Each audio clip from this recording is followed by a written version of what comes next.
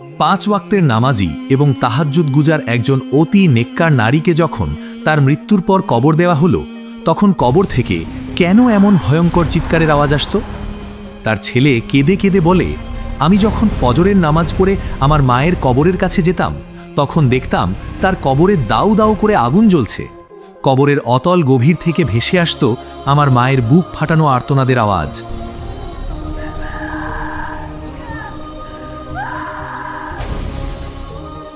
আমি ভীষণভাবে ঘাবড়ে গেলাম। ভাবতাম, এসব কেন হচ্ছে? আমার মায়ের মতো নেককার নারীর কবরে এমন আযাব কেন? অতঃপর মসজিদের ইমাম সাহেবের কথা মতো গভীর রাতে আমি যখন মায়ের কবরটি খুঁড়লাম, তখন কবরের ভেতরের দৃশ্য দেখে আমার পায়ের তলার মাটি যেন সরে গেল। আমি সেখানেই অজ্ঞান হয়ে পড়লাম, কারণ কবরে আমার মায়ের সাথে যা ঘটছিল তা দেখার জন্য আমি মোটেও প্রস্তুত ছিলাম না।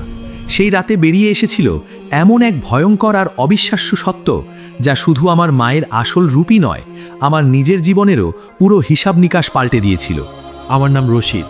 ছোট্ট একটি গ্রামে আমার বেড়ে ওঠা। আমার মা জরিনা খাতুন ছিলেন এই গ্রামের অত্যন্ত সম্মানিত একজন মানুষ। ছোট বড় বৃদ্ধ থেকে শুরু করে সবাই তাকে অন্ধের মতো বিশ্বাস করত এবং ভীষণ সম্মান করত। মা ছিলেন গ্রামের একমাত্র শিক্ষিত নারী। তিনি গ্রামের স্কুলে পড়াতেন। শিক্ষক হওয়ার সুবাদে মায়ের অনেক সম্মান ছিল। মায়ের কারণেই গ্রামের মানুষ আমাকেও খুব সমাদর করত। আমি সারা জীবন আমার মাকে কেবল সুনাম আর মানুষের ভালোবাসাই কুড়াতে দেখেছি। সেই সময় আমি কেবল নতুন চাকরিতে ঢুকেছি। এরপর একদিন চাকরি থেকে ঘরে ফিরতেই মা হঠাৎ আমাকে বললেন, বাবা, আমি তোমার বিয়ে ঠিক করে ফেলেছি। কথাটি শুনে আমি কিছুটা অবাক এবং লজ্জাও পেয়ে গেলাম। জিজ্ঞেস করলাম, কার সাথে বিয়ে ঠিক করেছো মা?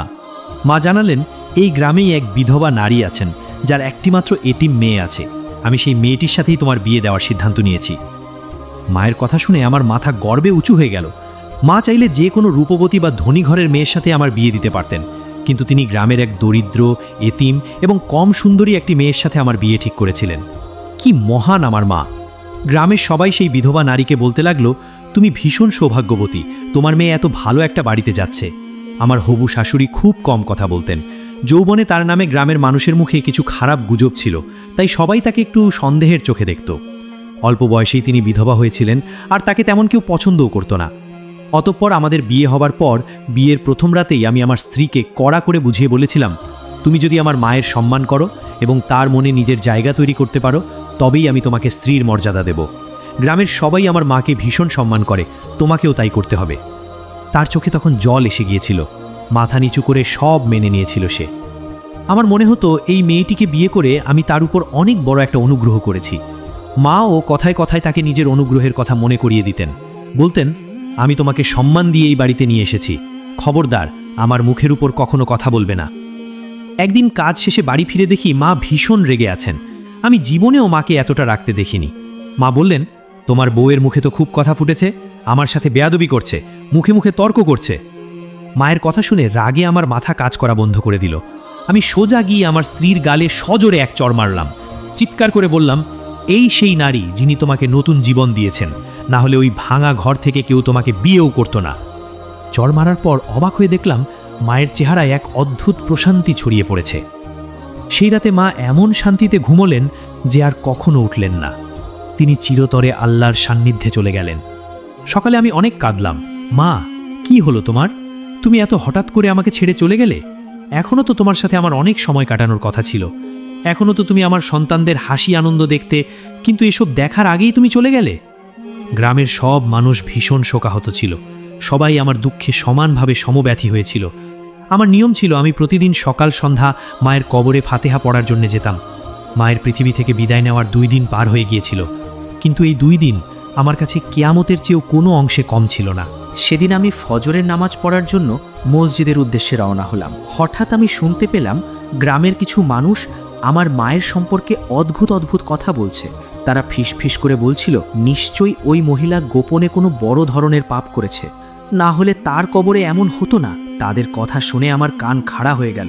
আমি রাগে ফেটে পড়ে বললাম, তোমাদের সাহস কিভাবে হলো আমার মাকে নিয়ে এমন জঘন্য কথা বলার? তারা বলল, আমরা এমনি কথা বলছি না, তুমি নিজেই তোমার মায়ের কবরের কাছে গিয়ে দেখে এসো, তাহলেই বুঝতে পারবে আমাদের কথা সত্যি নাকি মিথ্যা। নামাজ পড়ার পর যখন আমি কবরস্থানে গেলাম, সামনের দৃশ্য দেখে আমি হতবাক হয়ে গেলাম। আমি স্পষ্ট দেখতে পেলাম মায়ের কবর থেকে আগুনের শিখা উঠছে। কবরের ভেতর থেকে আর্তনাদ আর ডুকরে কাদার আওয়াজ আসছিল। আমি ভীষণভাবে ঘাবড়ে গেলাম। এসব কি হচ্ছে? কে এসব করেছে? আমার নেককার মা কিভাবে গুনাহগার হতে পারেন? অতঃপর আমি আর কিছু বুঝে উঠতে না পেরে ভীষণ দুশ্চিন্তা নিয়ে দ্রুত বাড়ির দিকে চলে গেলাম। আমার স্ত্রী আমাকে চিন্তিত দেখে কাছে এসে বলল, কি হয়েছে আপনার? আপনি এত চিন্তিত কেন? আমি রাগের মাথায় তাকে ধমক দিয়ে বললাম, তোমার এসব নিয়ে ভাবার দরকার নেই, আমার সমস্যা আমি নিজেই সমাধান করে নেব। সে মলিন মুখে চুপ করে গেল। আমি এমনিতেই আমার স্ত্রীর প্রতি ভালো আচরণ করতাম না, কিন্তু মায়ের মৃত্যুর পর থেকে কথায় কথায় তার উপর রেগে যেতাম। আগে থেকেই তাকে আমার ভালো লাগতো না, আর এখন তাকে রীতিমতো ঘৃণা হতে লাগলো। একদিন তাকে কষ্ট দেবার জন্যই বলে দিলাম, তুমি আমার মায়ের খেয়াল রাখোনি, তুমিই নিশ্চয়ই মায়ের খাবারে কিছু মিশিয়ে দিয়েছ, আর তাই মা হঠাৎ মারা গেছেন। আমার কথা শুনে সে ডুকরে কেঁদে উঠল। কাঁদতে কাঁদতে বলল, আমি এমন কিছু করার কথা ভাবতেও পারি না, আমি কেন তার প্রাণ নেব? কিন্তু আমার দৃঢ় বিশ্বাস ছিল কাজটা সেই করেছে। আমি তাকে শাসিয়ে বললাম, আজ থেকে তুমিও তোমার মায়ের সাথে আর দেখা করতে পারবে না। তুমি আমাকে আমার মায়ের থেকে দূরে সরলেছ, আমিও তোমাকে ঠিক সেই কষ্টটাই দেব। সে আমার পা ধরে কেঁদে কেঁদে বলল, আমাকে এই শাস্তি দেবেন না, আমার মা অসুস্থ, একা, তার আমাকে প্রয়োজন। কিন্তু আমি তার প্রতি একটুও দয়া দেখালাম না, সম্পূর্ণ ঘৃণার সাথে তাকে তাড়িয়ে দিলাম। এই দিনগুলোতে আমি অফিস থেকে ছুটিতে ছিলাম, কারণ মানসিক অশান্তিতে যে কাজে হাত দিতাম সেটাই পণ্ড হয়ে যেত। তাই বস আমাকে বিশ্রাম নিতে বলেছিলেন। দিনের বেলায় আমি স্ত্রীর ওপর কড়া নজর রাখতাম, সে আবার মায়ের কাছে যাচ্ছে কিনা। তার চোখে জল দেখলে আমার মনে অদ্ভুত এক শান্তি কাজ করত। কিন্তু ভোরে ফজরের সময় মায়ের কবরে যখন দাউ দাউ করে আগুন জ্বলতে দেখতাম, তখন রাগে আর কষ্টে আমি দিশেহারা হয়ে যেতাম। আমি তাড়াতাড়ি পানি দিয়ে সেই আগুন নিভিয়ে দিতাম, যাতে গ্রামের কেউ আমার মাকে নিয়ে কোনো বাজে কথা না বলে। তাকে নিয়ে কেউ উল্টোপাল্টা বলবে, এটা আমি কখনোই সহ্য করতে পারতাম না। কিন্তু আমি নিজেই মানসিকভাবে বিভ্রান্ত হয়ে পড়েছিলাম। এত নেককার একজন নারীর কবরে এমন কেন হচ্ছে? এর আসল কারণ কি? সেদিন রাতে আমি স্বপ্নেও মাকে ভীষণ ছটফট করতে দেখছিলাম। মা ডুকরে কেঁদে বলতেন, বাবা, ওকে বলো আমাকে মাফ করে দিতে, ও আমাকে মাফ না করার কারণে আমি খুব কঠিন শাস্তি পাচ্ছি। আমি জিজ্ঞেস করতাম, মা, কার কাছে ক্ষমা চাইছো? কে সে? কিন্তু মা শুধু কাঁদতে থাকতেন। অতঃপর সেদিন ফজরের সময় কাঁদতে কাঁদতে আমি ইমাম সাহেবের কাছে এসে সমস্ত ঘটনা খুলে বললাম। তিনি সবকিছু শুনে গম্ভীর হয়ে গেলেন। বললেন, বাবা, তোমার মায়ের ব্যাপারটা কোনো সাধারণ ঘটনা নয়। আমার মনে হয় তিনি হয়তো কোনো মানুষের উপর অনেক বড় অবিচার করেছেন। এটি হাক্কুল ইবাদ বা বান্দার হকের বিষয়। আল্লাহ নিজের হক মাফ করলেও বান্দার হক সেই মানুষটি ছাড়া কেউ মাফ করতে পারে না। তুমি একটু খোঁজ নিয়ে দেখো তিনি কারো প্রতি কোনো অন্যায় করেছেন কিনা। তখন আমি গভীর চিন্তায় পড়ে গেলাম। কিভাবে গ্রামের মানুষদের কাছে এসব জিজ্ঞেস করব? মানুষ আমার মায়ের সম্পর্কে কি ভাববে? সেই রাতে হঠাৎ আমার ঘুম ভেঙে গেল। দেখি আমার স্ত্রী ঘরে কোথাও নেই। কিছুক্ষণ পর তাকে আবার চুপি চুপি ঘরে ফিরে আসতে দেখলাম। এবার আমার হুঁশ উড়ে গেল। আমার মনে নতুন এক সন্দেহ দানা বাঁধতে শুরু করলো। আমার স্ত্রী আমার মাকে বদনাম করার জন্য এসব করছে না তো? হয়তো সেই রাতের আধারে কবরে আগুন লাগিয়ে দিয়ে আসে। পরের দিন আমি আবার ইমাম সাহেবের কাছে ছুটে গেলাম। বললাম, আমাকে কোনো সমাধান দিন, আমি কি করব? এভাবে তো আমি পাগল হয়ে যাব। তখন ইমাম সাহেব আমাকে এক ভয়ঙ্কর পরামর্শ দিলেন। বললেন, বাবা, এমনটাও তো হতে পারে যে এটা অন্য কারো চক্রান্ত। তোমাকে হয়রান করার জন্য বা তোমার মায়ের নাম খারাপ করার জন্য কেউ এই ফাঁদ পাচ্ছে। তুমি আজ রাতের অন্ধকারে একবার কবরটা খুঁড়ে দেখো তো। ইমাম সাহেবের এই কথা আমার মনে ধরেছিল। আমি ভাবলাম, নিশ্চিতভাবেই এসব আমার স্ত্রীর কাজ। একবার আমি কবর খুঁড়ে নিশ্চিত হয়ে নিই, তারপর তাকে আমি উচিত শিক্ষা দেব। তাই আমি সিদ্ধান্ত নিলাম, আজ রাতে যখন পুরো গ্রাম শান্তিতে ঘুমাবে তখন আমি গিয়ে চুপচাপ কবরটা খুঁড়ব। অতপর মাঝরাতে আমার স্ত্রী ঘুমিয়ে পড়ার পর আমি ছোট একটা কোদাল নিয়ে ঘর থেকে বেরিয়ে পড়লাম। গন্তব্য সেই অন্ধকার কবরস্থান। কবরের কাছে পৌঁছতেই দেখলাম আজ মাটি একেবারেই শান্ত, কোনো আগুন জ্বলছে না, ভেতর থেকে কোনো আর্তনাদ বা ডুকরে কাঁদার আওয়াজও আসছে না। তখন আমি আর দেরি না করে কবরের মাটি সরাতে শুরু করলাম। ভয়ে ভয়ে এদিক ওদিক তাকাচ্ছিলাম, কেউ আমাকে দেখে ফেলছে না তো।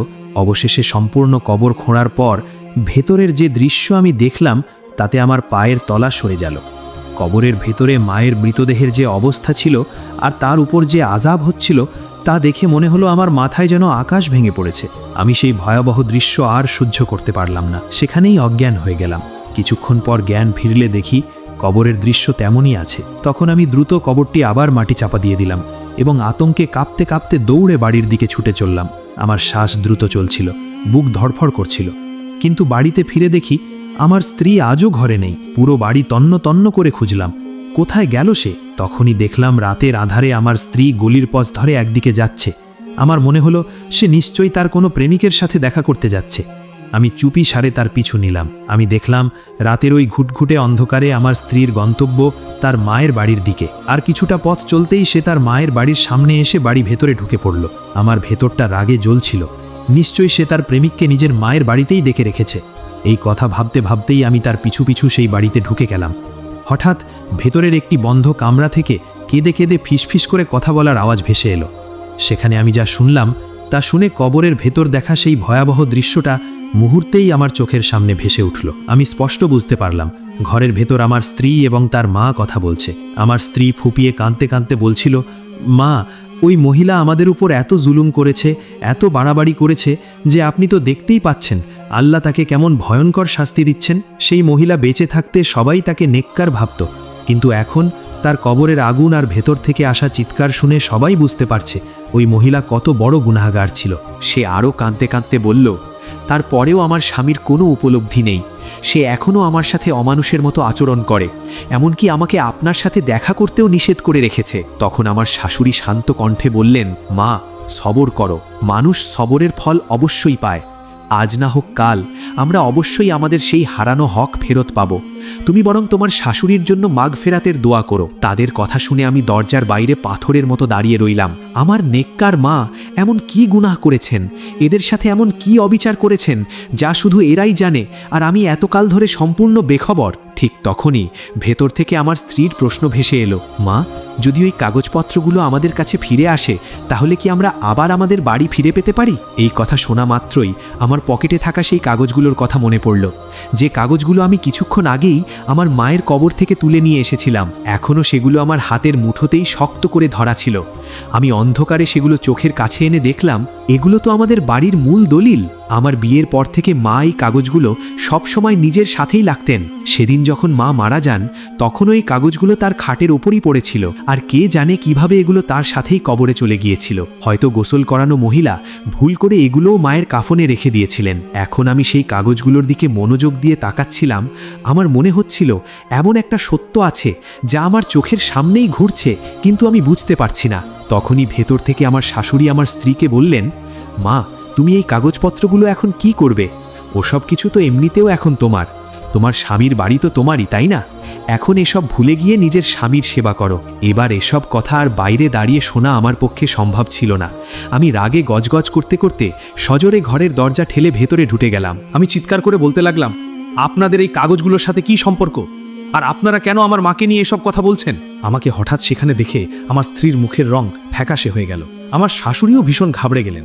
আমতা আমতা করে বললেন, আরে বাবা, তুমি এই গভীর রাতে এখানে?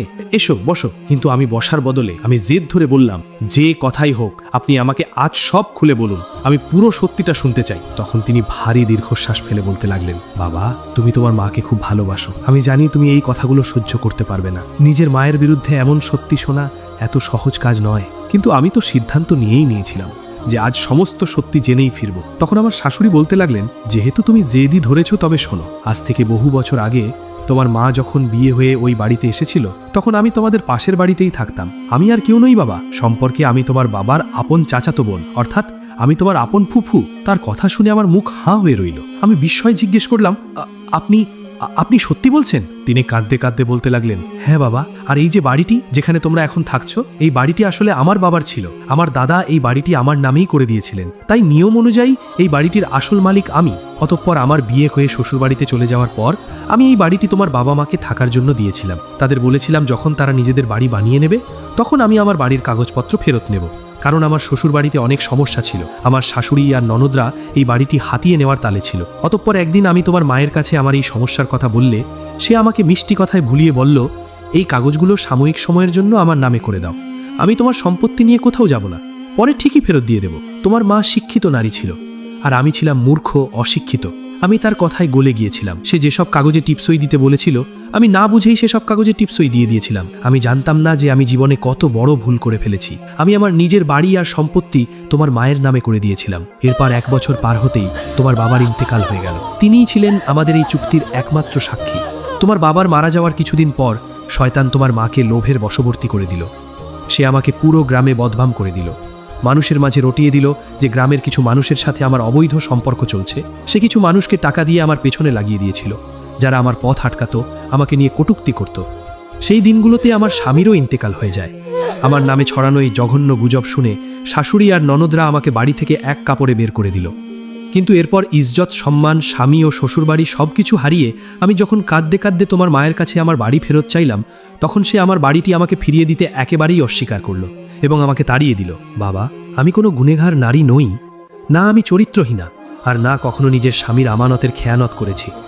আমি তো একজন সহজ সরল নারী যে তোমার মিষ্টি কথায় ভুলে ফাঁদে পড়ে গিয়েছিলাম। নিজের বাড়ি আর সম্পত্তি হাতছাড়া করে আমি মানুষের বাড়িতে কাজ করতে থাকলাম, আর এভাবেই নিজের মেয়েকে অনেক কষ্টে বড় করেছি। কিন্তু নিষ্ঠুরতা দেখো, আমার মেয়ে যে সম্পূর্ণ নির্দোষ তাকেও মানুষের কটু কথা শুনতে হয়েছে। তোমার মা আমাকে হুমকি দিয়েছিল যে আমি যদি তোমাকে সত্যিটা বলে দিই তবে সে আমার মেয়েকেও ঠিক সেভাবেই বদনাম করবে যেমনটা সে আমাকে করেছিল। আমার নামের ওই মিথ্যা কলঙ্কের কারণে কেউ আমার মেয়ের বিয়ের প্রস্তাব নিতেও রাজি ছিল না। এমন অবস্থায় যদি তোমার মা তোমার সাথে ওর বিয়ে না দেয় তবে আমি কোথায় যেতাম? আমি জানি না বাবা তোমার আমার কথায় বিশ্বাস হচ্ছে কিনা, কিন্তু আল্লাহ সাক্ষী, আমার বলা প্রতিটি শব্দ সত্যি। তার এই কথাগুলো শুনে গভীর এক কষ্ট নিয়ে আমি ডুকরে কেঁদে উঠলাম। আমার নিজের কানকেই বিশ্বাস হচ্ছিল না যে এসব সত্যি হতে পারে, কিন্তু তাদের চোখ থেকে ঝরা জল আর মুখের অভিব্যক্তি একথা বুঝিয়ে দেওয়ার জন্য যথেষ্ট ছিল যে তিনি যা কিছু বলছেন তার সব কিছুই চরম সত্য। তখন আমি আমার হাতে থাকা সেই বাড়ির কাগজপত্রগুলো আমার ফুফুর হাতে তুলে দিয়ে তার কাছে 2 হাত জোর করে ক্ষমা চাইলাম এবং আমি ফুফুকে বললাম, এই বাড়ির আসল মালিক তো আপনারাই। এখন আমি পুরো সত্যিটা জেনে গেছি, তাই আমি আপনাদের সাথে আর কোনো অবিচার করব না। আজ পর্যন্ত আমি যা কিছুই করেছি তা না বুঝে ভুল বোঝাবুঝির বশবর্তী হয়ে করেছি। দয়া করে আমাকে আপনারা মাফ করে দিন। জীবনের প্রথমবারের মতো আমার ভেতরে এক অদ্ভুত শান্তি কাজ করছিল। আমি শাশুড়ির হাত ধরে কেঁদে বললাম, আমার মা আপনাদের সাথে যাই করেছেন আপনারা আল্লাহর ওয়াস্তে তাকে মাফ করে দিন। তারা দুজনেই কেঁদে ফেললেন, বললেন, আমরা তোমার মাকে মাফ করে দিয়েছি বাবা। আল্লাহও যেন তোমার মাকে মাফ করে দেন, তার শেষ গন্তব্যকে সহজ করে দেন। সেদিন রাতেই আমি স্বপ্নে দেখলাম আমার মা খুব খুশি। তিনি হাসছেন। আমাকে বললেন, বাবা, আল্লাহর সামনে হাজির হওয়ার পর বুঝতে পেরেছি যে আমি কত বড় অবিচার করেছি। আমার কারণে আরেকজন নারীর পুরো জীবনটাই ধ্বংস হয়ে গিয়েছিল। আল্লাহ আমাকে মাফ করুন। সেদিনই আমি আমার মাকে শেষবার স্বপ্নে দেখেছিলাম। এরপর থেকে আমি প্রতিদিনই মায়ের কবরে যেতাম, কিন্তু আর কখনো কবরের ভেতর থেকে আর্তনাদের আওয়াজ শুনিনি, আর কখনো সেখানে আগুন জ্বলতেও দেখিনি। সব কিছু একদম স্বাভাবিক আর শান্ত ছিল। আমি আমার শাশুড়ির ঠিক সেভাবেই সেবা করতাম যেমনটা আমার মায়ের করতাম। এতে আমি ভীষণ শান্তি পেতাম। প্রিয় দর্শক, রশিদের মায়ের এই ঘটনাটি আমাদের চোখে আঙুল দিয়ে দেখিয়ে দেয় যে দুনিয়ার বুকে আমরা হয়তো সমাজে চরম নেককার ও সম্মানিত হিসাবে পরিচিত হতে পারি, কিন্তু গোপনে অন্যের হক নষ্ট করলে বা কারো ওপর জুলুম করলে তার পরিণতি কতটা ভয়াবহ হতে পারে। এটিই হলো হুক্কুল ইবাদ বা বান্দার হক, যা স্বয়ং আল্লাহ তাআলাও ক্ষমা করেন না যতক্ষণ না ভুক্তভোগী মানুষটি নিজে থেকে ক্ষমা করেন। কারণ আমি মিথ্যা অপবাদ দেওয়া বা দুর্বলকে ঠকিয়ে সম্পদ আত্মসাৎ করার মতো পাপ কবরের আযাবকে অনিবার্য করে তোলে। তাই আসুন, মৃত্যু আসার আগেই আমরা যেন নিজেদের ভুলগুলো শুধরে নিই। কারো হক নষ্ট করে থাকলে আজই তার কাছে গিয়ে ক্ষমা চেয়ে নিই। ভিডিওটি থেকে শিক্ষণীয় কিছু পেয়ে থাকলে লাইক দিয়ে চ্যানেলটি সাবস্ক্রাইব করে আমাদের পাশেই থাকুন।